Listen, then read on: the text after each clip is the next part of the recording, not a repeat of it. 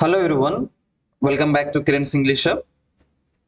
In this video, I'm going to teach you the next lesson of 10th class, that is 6th unit, and the theme of this unit is biodiversity. In this biodiversity unit, we are going to go through reading A, that is environment. Okay.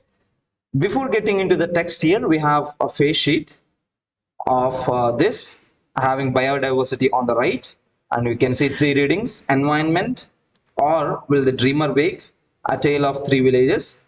These three, like along with this environment, reading B and reading C videos will be given the description. Okay, so here you can see there are few girls who are just having the hold of the trees. Okay, just trying to show that they are protecting them. Okay, here we will understand why the girls are trying to save these trees and all. We will see the importance of the trees and all. Okay, so here we have a face sheet, that is biodiversity. Look at the picture and answer the questions that follow. What are the questions you see here? What do you see in the first picture? Do you like it? If not, why? This is the first picture. What is in the first picture? We can see that there is a river, the small river or canal, and beside that we can see all the debris, all the waste, all the unwanted items thrown here. See, remember one thing: these are not thrown by the people, not thrown by the animals. These are all thrown by the people, human beings. Okay, so we can understand that we are the reasons for our destruction. That means human beings are the reasons for our both happiness and also sadness. Look at the next one. What is the second picture different from the first? Do you feel good about it? Give reasons for your review or view. So look at this picture here, which is the second one. If we look at the pictures in a single frame, this is how it is. You look at this, the first one, look at the second one. In the second picture, you can see all the houses surrounded by trees, surrounded by all the greenery, forest. Here we can see that they're maintaining this area so well. That means they're not throwing the waste outside. They're taking care of their surroundings. But if we look at this, this is where the human are actually trying to pollute the society. So there are different reasons for this difference. So give reasons for a view. Reasons could be the same reason. The reason for this type is human. The reason for this type is also human beings. Okay, let us now get into this oral discourse. This is debate. You have got this for the classroom exercise. Human beings cannot live on this earth without causing threat to nature. That means, can the human beings live in this on this earth without causing any threat to whom? Through the nature, to the nature. So is that possible? That is the question given here. Now we will get the answer for that question in this lesson. The lesson is all about environment. Okay, so before getting into the lesson, I will tell you briefly about this whole lesson. Okay, this is the lesson which is of the interview, which is a radio interview, where the interviewer asks this lady who is Wangari Maathai. She is from the Africa, and here she won Nobel Peace Prize. Let us see why she won Nobel Peace Prize, and we'll see so many views of her in this interview, radio interview. We'll see why she has got the Nobel Prize. Is she worth to that Nobel Prize or not, or what she has done to get the Nobel Prize. Okay, this is interview with Wangari Maathai, environmental activist and Nobel Prize winner. She is environmental activist, and because of her activities towards the environment, she won Nobel Prize. Okay, see here, Wangari Maathai started the Green Belt movement and also fought for equal rights for women in Africa. So she first started the Green Belt movement. Green Belt movement is related to environment, where the whole area must be completely covered with green. Next, she also fought for the equal rights of the African women. Okay, so she is the first African woman to win the Nobel Prize. Remember, she is the first African woman to win the Nobel Prize. TET DSC aspirants must make note point of this. Read the excerpts from her interview with Nippon Kyokai, NHK Radio, Japan. See, this guy is from Japan. He is from NHK Radio. That is the channel of the name of the channel. And he has interviewed this lady. The lady name is Wangari Maathai, who is the Nobel Prize Peace winner, the Nobel Peace Prize winner. Okay. Now, this is the small excerpt. It is not the complete interview. Only we have got few questions from that whole interview. Okay. Let us look at the first question given. The interviewer is asking here, how did you become aware of the environment? This was the question. How did you get to know about this environment? How did you become aware of this environment? This is the question. Let us see the answer. From the time we started, we were trying to respond to the basic needs of people in rural areas, and people were asking for clean drinking water, for food, for energy, what is mostly called as firewood, for building material, for fodder for animals. So her movement just started with the small, need, this regular needs of the people. People need water, people need food, people need firewood, people need building material, people also need food for the animals. So all these small daily wanted or daily, like wanted or regular items, they have become into like scarcity where they are not available. So first these people identified these problems, and all these come from the land. Okay, the water, the food, energy, okay, building material, the food for the animals, everything comes from the land. So we knew that what the people in rural areas were asking for had to do with the environment. They did not have these things or those things because the environment was degraded. So from the very beginning, we understood that we have to rehabilitate the environment. So the people were asking that we are in need of water, need of food and all.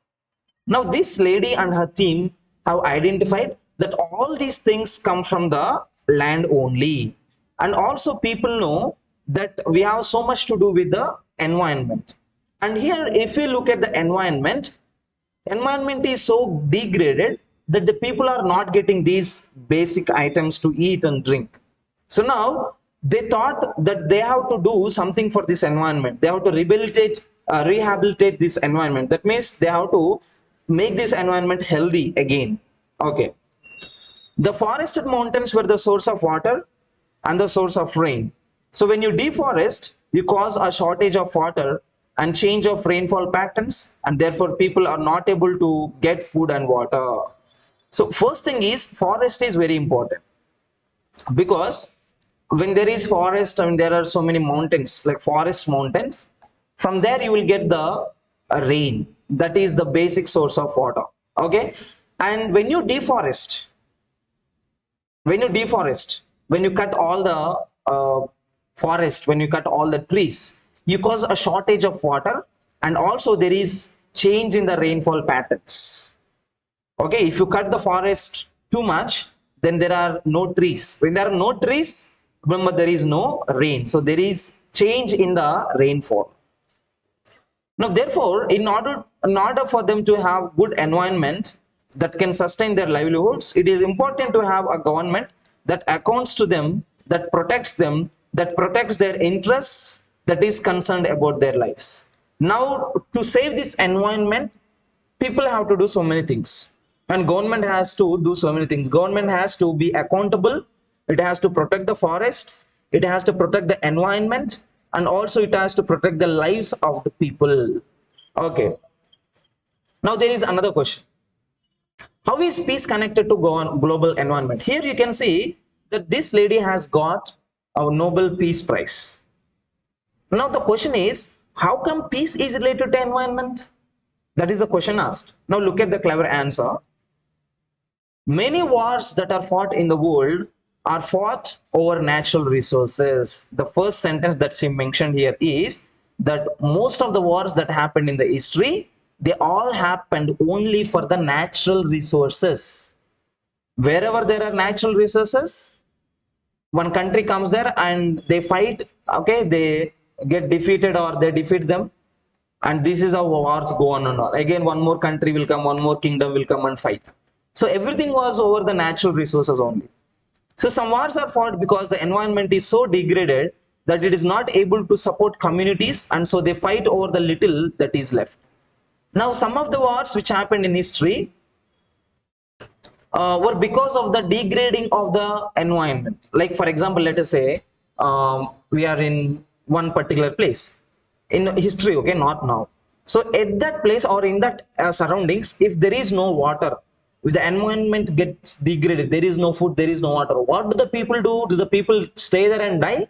No, they try to move from that place to another place. They try to fight with another people and try to occupy them and take that place and again start their lives. Okay, others are fought because some people want to take a lot of resources to control them and to keep many other people out. Okay, some and few more wars have been fought not because they wanted something, because they were not having that, but because of some people who wanted to dominate that areas. Wherever there are good resources, people immediately want to dominate that areas. So if there is any gold, if there is any iron in the forest, immediately people go and dig all that area, cut all the forest and all, and they try to take domination or take the control of that area into their hands. So this is how there are different reasons for the wars in the history, and most of the wars are all related to the environment. Now here we can see the picture of this lady who is a Nobel Prize winner. Okay, here we can see that she's standing and taking hold of this huge log, this huge tree, which is cut and also burnt. And here you can see there are small pits where I think the small plants are planted, the saplings, and after that you can see on the above that there is a huge forest.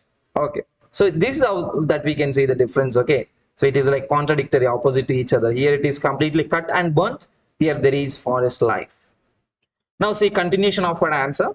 Now whether this happens at the national level or at the regional level or even at the global level, sooner or later there is discontent, and when that discontent is strong enough, there is conflict.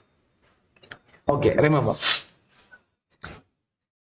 all these wars, they might be at the basic level, regional level, international level, global level, whatever the level that is.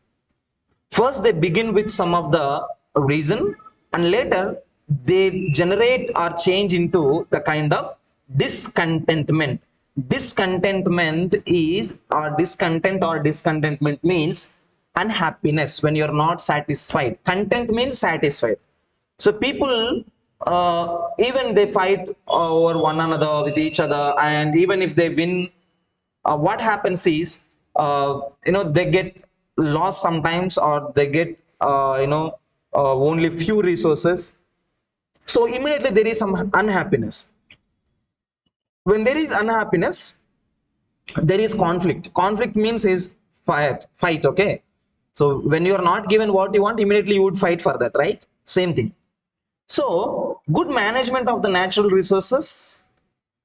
Next one, equitable distribution of these resources is important for peace. So the reason here is, if at all you want peace, you have to distribute all these natural resources equally to everyone, so that people won't fight. So that is called as peace. Now she justifies the question there. Okay, at the same time, good management of the natural resources is not possible if you do not have democratic space, respect for human beings, respect for human rights, giving other people dignity. That means if you do not have democracy, if you do not have respect for the people, if you do not have respect for the human rights, if you are not dignified towards other people, this management of natural resources is not possible. Here we can see that when natural resources are given or distributed among the people or among the countries, then it is important that all the people should respect the other people's resources and all. Otherwise, again, there would be start of any fight. That is why the three themes are related, like the African stool, with three legs and the basin on which you sit. Three legs, one leg is peace, one leg is good governance, and the third leg is sustainable management of resources. When you have these three legs, now you can put the basin, which is development. And if you try to balance the stool without those three, it won't happen. Now look at this. This is very important. She brings in the example of African stool, which has three legs. So the three legs that she mentions here are, one is peace, okay, another one is good governance, another one is sustainable management of resources. If you have these three together, then remember there is one basin which you can place on top of them. What is that basin? That basin is development. Okay, so if you have all these three together in your hand, then there can be development. Otherwise, there cannot be development. The stool cannot balance this development without these three legs. Now, we have not shared our resources equitably. We have allowed some people, especially those in power, to acquire a lot at the expense of majority, and we have also engaged in conflict. Now, the problem is, if there is equal share of the resources among the people, there won't be any fight. The first problem is these resources are not, in the first case, shared among the people equally.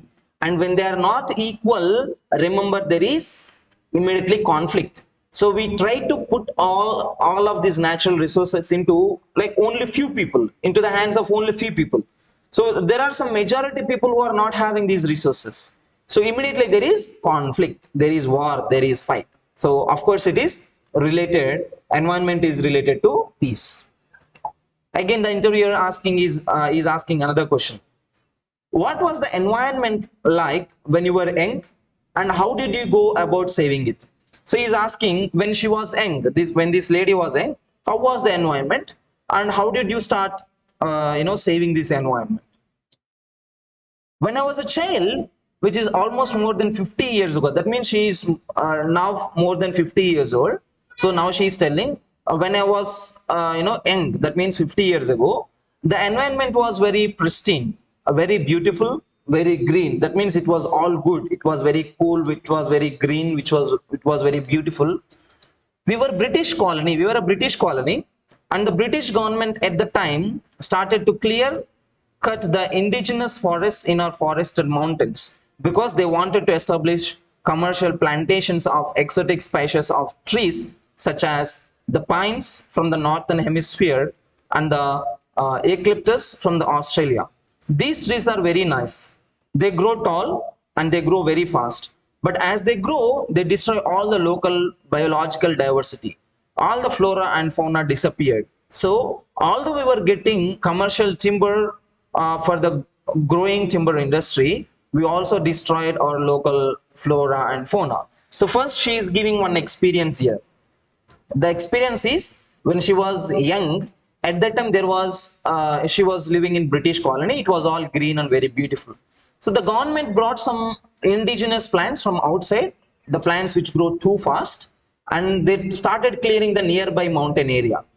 First of all, they thought, okay, this is all like timber or commercial industry, so we can have a lot of jobs and there would be some development.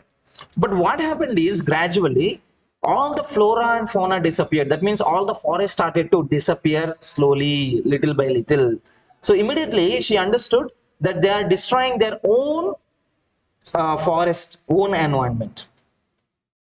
As a result, these forests, which were the water towers, were no longer able to contain water. So when the rains fell, the water ran downstream and ended up in the lakes and oceans, instead of going down into the underground reservoir so that it would come back to us in the form of rivers. One thing we noted is that not only did the rain patterns change, became less, but also rivers started drying up. We lost our local biological diversity, so that's a lot of damage to our environment. Now she started saying more about the problem here. So when they started, or when they established this local timber depot and all, immediately the trees which were there till then, they used to grasp from water, and it can immediately take that water into the roots, and because of that they end up in the underground, and finally the water can be received into the lakes and nearby rivers, so that all these people would have water. But now what happened is that since the trees were cut down, as soon as the rain comes, immediately the rainwater used to go to this the oceans and also the rivers, which is of no use. Okay, and not only this one, they also found out that the river started to dry up. Okay, slowly the river started to dry up. So because of the change which there was, it was there at the time, when there is a river that is dried up, immediately you can find that the local biodiversity will also end. Okay, now, so there is a lot of damage to the environment, of course, right? So that is why in 1975, at the very first United States Nations Conference for Women in Mexico, many of the women were saying, we need food, we need water, we need clean drinking water, we need fodder for our animals. And I was wondering, what has happened? These are things that were there 20 years ago when I was a child.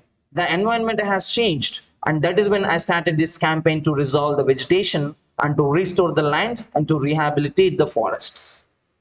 Now, it was in 1975 at the time there was first United Nations Conference for Women. So in that conference, the women did not ask for their rights. Instead, they asked for the food, they asked for the water, they asked for the drinking water, clean water, they asked for the food for the animals, because they are at the time facing this crisis, the water crisis and food crisis. Because by the time people started to get rid of this good forest and all, and she, after listening to these slogans, she understood, I bet when I was a kid everything was there, but what happened now? Why the people are not getting food? That was the question arose in the mind of this lady. So at that time she understood that these people are actually cutting down all the forests, cutting down all the trees and establishing some commercial companies and all. So at that time she understood the importance of the environment, and she started to rehabilitate these forests, to bring back all these forests. Okay, now look at this. NHK Radio, he's asking another question. What happened when you started working with the woman? So this lady, she actually started working with the woman to bring back all the forests. So okay, now the question is, what happened when you started working with the woman? WM, the lady here tells, well, the first time when I told them, let's plant trees, the woman said they did not know how to plant trees. See here, this is quite important one, okay? People did not know how to plant trees. That means till then nobody planted trees. The plants were on their own. They're of the kind of natural babies which come out of the earth. But after that, even today, we are planting the trees. Actually, trees must be grown by themselves. But what happened here is we are trying to plant the trees. We can understand the scarcity of the plants. Now she was also surprised looking at the answer from this woman. How to plant trees? We don't know how to plant trees. Okay. So I asked the foresters to come and teach them, but they were very complicated and they are professionals. So it became complicated for ordinary illiterate women.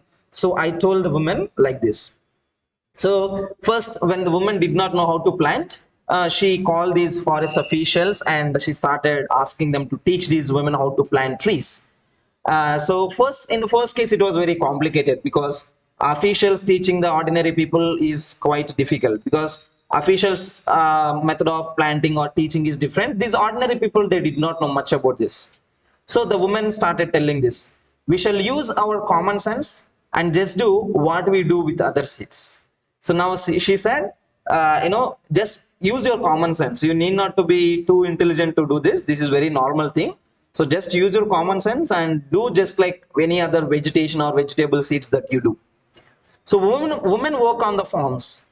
They are the ones who plant. They are the ones who cultivate. They are the ones who produce food. So I told them that seeds of trees are like any other seeds. So if they were to treat these tree seeds the same that they treat tree seeds, the same that they treat other seeds of the food crops, there is no difference. So these women, till then they had only experience of planting the seeds or planting the trees that are of the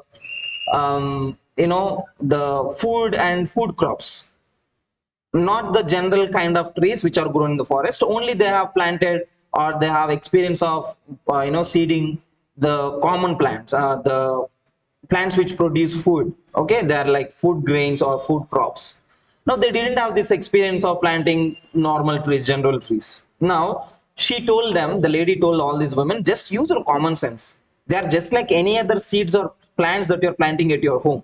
Okay, I told them to look for the old broken parts even and put seeds there. They will germinate and they will know these are the seedlings from the seeds they planted, and we gave them plastic bags to be able to put these seedlings and to nurture them. And when they were about half a meter long, then they could go and transplant them on their farms. Now what this lady did was, she first distributed the seeds. Take these seeds to your house, take the all broken parts, all the broken vessels, all the broken items, like you put all of them together in one particular pot, and there when they are like half a meter length, immediately you have to replace them, bring them into the forest. Okay, in the beginning it was difficult, but they soon gained confidence and they became very competent foresters. So I call them foresters with diplomas. So though they didn't study about forest environment and all, they were just kind of people who generally started planting the trees. Later they understood how to plant, what to do, everything. They were so perfect. So that is why this lady calls them foresters with diplomas. Okay, now another question: why do you think they responded so well to your message? See, how come people nowadays, if you ask anybody some help only, they are not doing it. If you ask somebody to come and plant trees, they won't do it at all. Right? But how did these people respond? It was a need. When the woman said they needed firewood and building material, we responded to that need. Plant trees, then you will have trees for firewood. In the tropics, trees grow very fast. In 5 to 10 years, these trees serve as firewood, as the building materials. Now, this woman didn't motivate them very much. She just has shown the basic need. When the people come and ask, give us firewood, give us water, give us material for building the houses and all, she told them, you go and plant trees. After 5 or 10 years, you will get a lot of firewood, you will get a lot of building material. So she just like started to just respond in the same way where they asked these people. Okay, so people came and asked, give us this, give us that. Immediately she said, you go and plant trees, you will get everything from there. So it is simply fulfilling the needs of the people.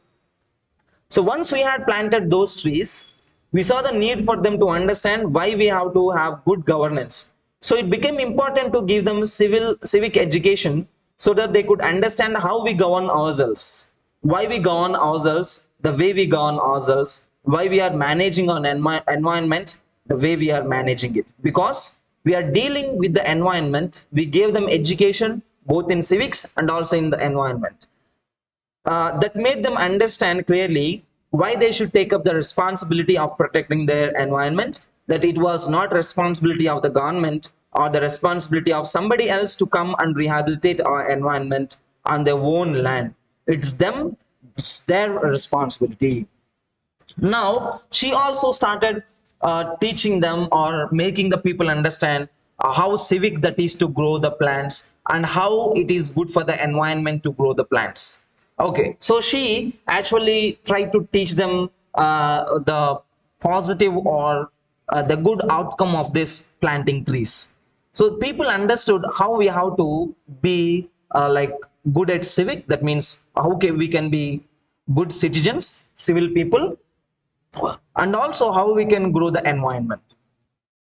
So here she has actually taught them, she motivated them, she also told them their responsibilities. So here the people clearly understood why there is a relation between the human beings and the environment, and they also understood that their responsibility is to protect the environment.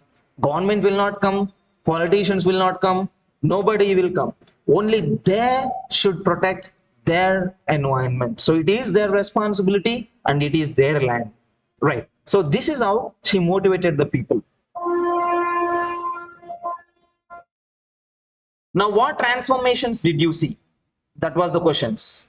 Okay. So one of the bigger transformations that I saw was the ability of an ordinary illiterate woman to get to understand and to be able to plant trees that in 5 or 10 years became big trees, and she was able to cut them and be able to give herself energy to be able to sell those trees and give herself an income, to be able to feel confident and that she had done something for us herself.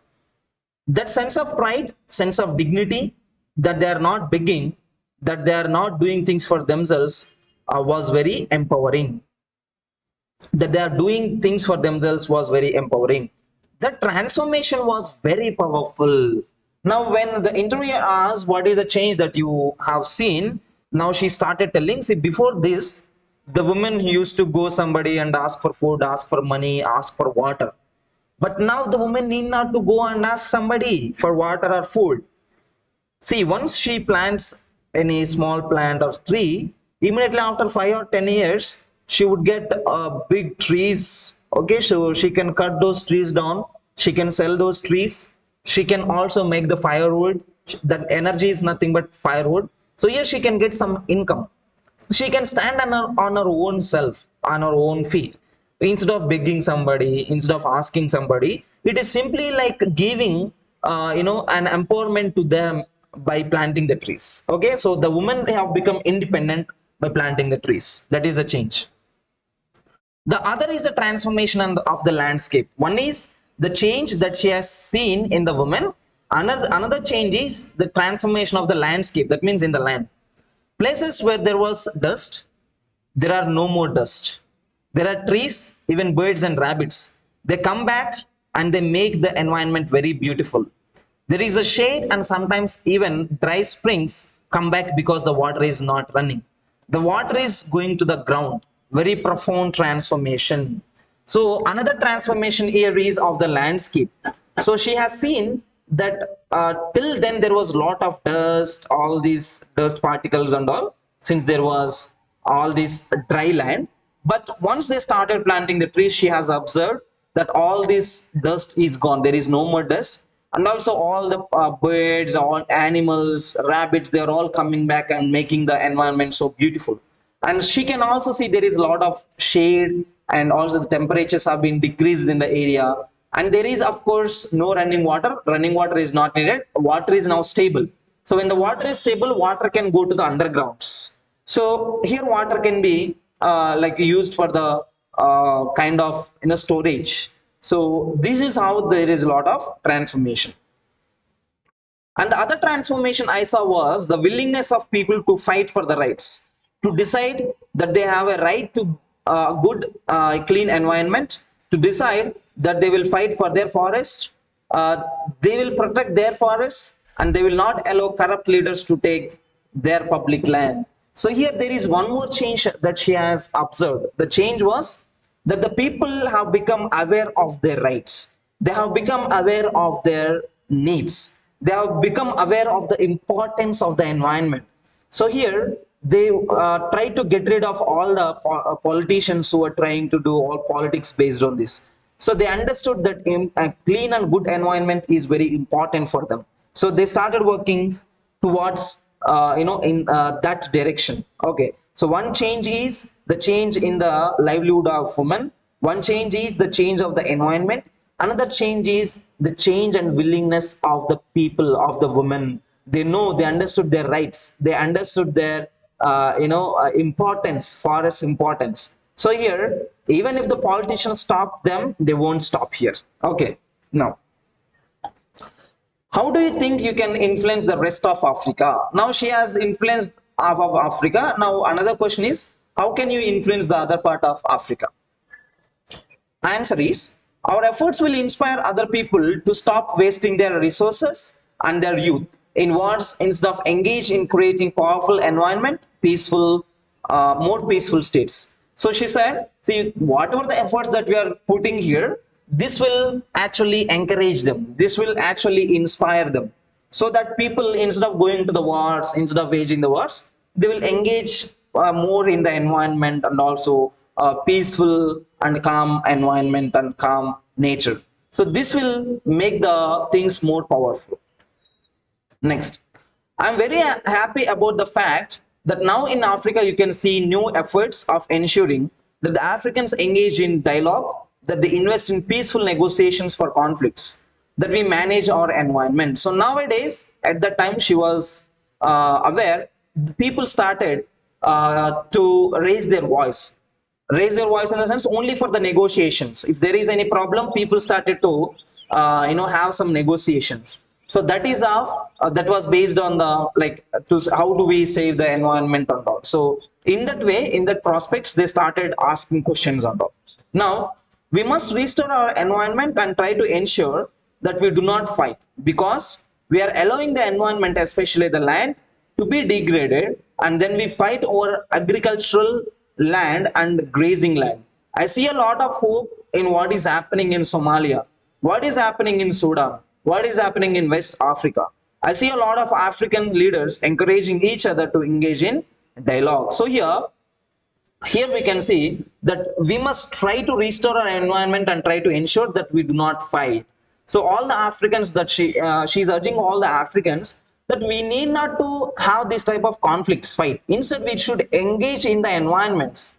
We should engage in the general talks. We have to engage in the protection of environment, so that we can bring so many changes. So here she has mentioned certain places like Somalia, Sudan, and West Africa, where in these areas people have the awareness. People are getting this awareness of the forest, the importance of the forests. Okay. Now, what is the one thing we can do? So now this is the question. This is kind of self question to the world. The world is asking what we can do. What is the one thing that we can do? This question is asked to her. Now she is telling, look at this. For me, my greatest activity is to plant a tree. What is the greatest activity for her? The greatest activity is to simply plant a tree. That's it. Okay. I think that a tree is a wonderful symbol for the environment. And when we plant a tree, we plant a hope.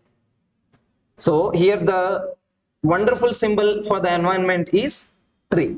If there is tree, you have everything. Okay. Now, when we plant a tree, we plant hope. We plant hope for the future. So here plant is equalized with the hope. Okay. Now she is telling that we have to plant. That means we are planting a hope. We plant the future for ourselves, for our children, for the birds. So when you plant a tree, she says that we are planting not just plants, but we are planting future for ourselves, future for our children, and also future for the birds. We plant something that will last long after we are gone. So when you plant a tree, you are planting something that will remain even if you are dead. Okay, when you plant a tree, if you die, the tree never dies. It grows, and it grows. Okay, so this is a source taken from this website. You can just view if you want to read further. Okay, and next, look at the glossary given. Green belt movement. This is a movement to protect environment. Fodder is food and farm for the animals. Next, forested, that is covered with the forest. Pristine is good water, that means fresh or clean water.